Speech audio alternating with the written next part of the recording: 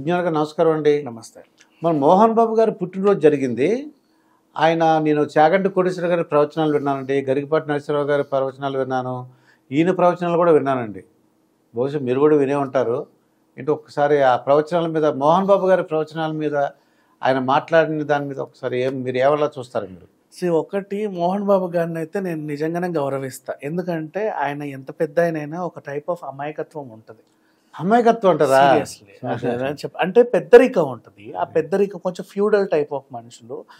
ఆ పెద్దరికం వల్ల వాళ్ళు పద్ధతులు పాడులు నేర్పించాలనుకుంటారు. అవి కాస్త జనాలకి నచ్చకో లేకపోతే ఇంకేదో అయ్యి కొంచెం వాళ్ళని విమర్శిస్తూ ఉంటారు. అదేం లేదు, దాన్ని పెద్దగా ఏం అనుకోలేము. అంటే నాకేమనిపిస్తుంది, ఇంత ఉందనుకోండి, ఇంతగా చేసి చెప్తారు. అదే దాన్నే చెప్తున్నా. వాళ్ళకి అది అలవాటు, దాన్ని మనం ఏం అనలేము. ఆ కాలపు మనిషి. నెక్స్ట్ అసలు విషయానికి వస్తే ఆయన ఏం చెప్పాడు, మోడీ గారిని కలవడానికి మోడీ గారు కూడా పిలిచి, రా బాబుదా భలే ఉన్నావు, నువ్వు వచ్చి కూర్చో తిను, ఇదిగో వడ్డించమంటావా కాకరకాయ అనగానే ఈయనేమన్నాడు, ఒక ఇంటర్వ్యూలో ఏం చెప్పాడంటే, మోడీ నన్ను పిలిచి ఎప్పుడైనా ఇది మీ ఇల్లు అనుకోండి, ఎప్పుడైనా రండి, ఎప్పుడైనా పోండి అన్నాడు అని. ఆ యాంకర్ కూడా ఏం చెప్పాడంటే, బాబు మోడీ బా తెలివైనోడయ్యా, నమ్మమాక, నమ్మిపోయేవు, ఆయన అట్లాగే అంటాడు, ఊరికే జాగ్రత్త, కొంచెం జాగ్రత్తగా ఉండు అంటే, ఏం జాగ్రత్త ఏం లేదు, ఆయన చాలా మంచోడు, అందుకే నన్ను బాగా పిలిచాడు, నన్ను వాటేసుకున్నాడు తెలుసా, నాకు చేతికి ఉంగరం కూడా ఇచ్చాడు, ఇట్లా మాట్లాడాడు. సరే, అదొక అమాయకత్వం అనుకున్నాం. ఇక వీళ్ళ పిల్లల విషయానికి వస్తే, వాళ్ళిద్దరు మొన్న తన్నుకు చచ్చారు. వాళ్ళే ఫేస్బుక్లోనూ వేసుకున్నారు, తర్వాత వాళ్ళే డిలీట్ చేసుకున్నారు.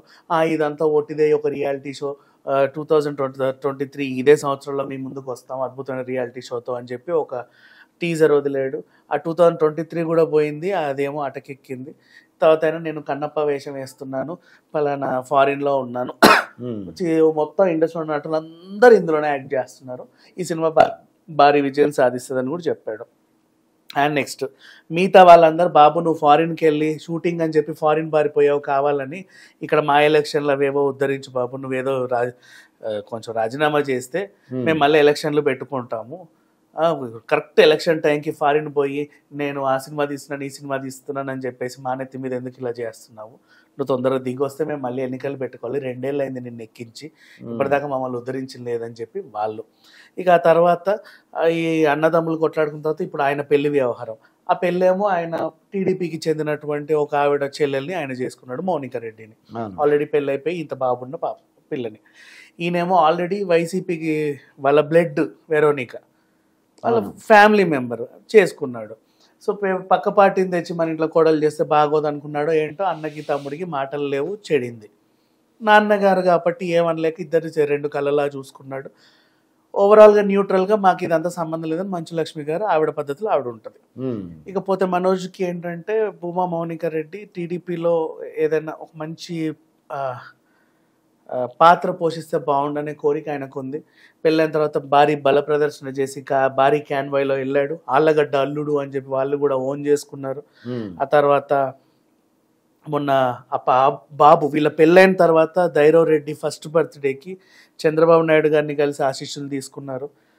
చంద్రబాబు నాయుడు గారు అన్నట్టుగా ఉన్నారు. ఇప్పుడు నిన్న మాట్లాడినటువంటి స్పీచ్ కూడా ఆయన ఏం చెప్పాడు అంటే, ఇంట్లో సొంత ఫ్యామిలీనే చూసుకోలేని వాళ్ళు రేపు మిమ్మల్ని ఏం చూసుకుంటాడు అని చెప్పేసి ఒక మాట అన్నాడు. మీరు అందరి దగ్గర డబ్బులు తీసుకోండి, కానీ మీకు నచ్చిన వాళ్ళకే ఓటేయండి అన్నట్టుగా చెప్పాడు. నీకు ఎవరైనా డబ్బులు ఇస్తే థ్యాంక్స్ చెప్పు, తీసుకో, ఎంజాయ్ చెయ్యి, కానీ నీకు నచ్చినోడికి ఓటేయి. ఎవరికి ఓటేయాలంటే పలానా వాళ్ళకి ఓటేయండి. కుటుంబంలో ఉన్న మనుషుల్ని దూరం పెట్టేలాంటి వాళ్ళకి కాకుండా వేరే వాళ్ళకేనా అంటే, సింపుల్గా జగన్కి ఎక్కువ చంద్రబాబు నాయుడు ఓటేయండి అని ఇండైరెక్ట్గా చెప్పినట్టే. ఇండైరెక్ట్గా ఇంచుమించు డైరెక్ట్గా చెప్పేసినట్టు అందరికి అర్థమైపోయింది. అలా చెప్పుకున్న తర్వాత ఇక్కడేమో దాంట్లో 2 అర్థాలు ఉన్నాయి. ఫ్యామిలీకి ఏం చేయలేని వాడు, ఫ్యామిలీనే సరిగ్గా చూడని వాడు అంటే వాళ్ళ అన్నను కూడా గిల్లాడు, ఇంట్లో గొడవలు పెడుతున్నాడు ఇతను అని చెప్పేసి. ఆ రకంగా ఆయనకేమో చచ్చినట్టు. ఇప్పుడు మోహన్ బాబు గారు అంటావా, మోడీ గారిని ఎందుకో ఆయనకు నచ్చాడు కాబట్టి ప్రేస్ చేస్తున్నాడు. మంచు విష్ణుకి తప్పదు, చచ్చినట్టు వాళ్ళని కలుపుకోవాలి వైసీపీని, ఎందుకంటే ఫ్యామిలీ, అది ఫ్యామిలీ, అట్లా అది అట్లా పడిపోయింది స్టాంపు.